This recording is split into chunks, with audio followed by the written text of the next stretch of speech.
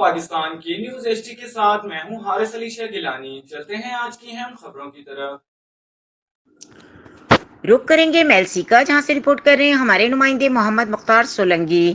سابقہ صوبائی وزیر ٹرانسپورٹ محمد جہاں زیب کھچی سمیت پی ٹی آئی رہنماؤں کا مہنگائی کے خلاف احتجاج۔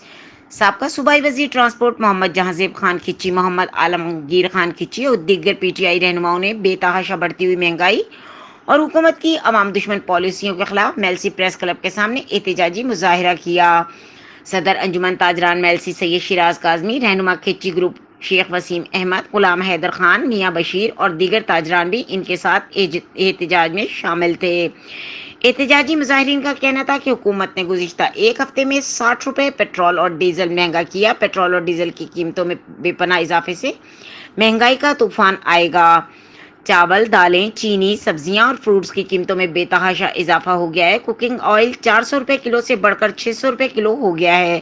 لیمو 500 روپے کلو۔ ان کا مزید کہنا تھا کہ یہ حکومت ایک غیر ملکی ایجنڈے پر کام کر رہی ہے۔ ملک کی سالمیت کو خطرہ ہے، ملک کی سالمیت کے خطرے سے دوچار کر دیا ہے۔ عام آدمی کے گرد زندگی کا گھیرا تنگ کر دیا گیا ہے۔ اس مسلط کی گئی حکومت کی پالیسیاں کسی بھی صورت قابل قبول نہیں۔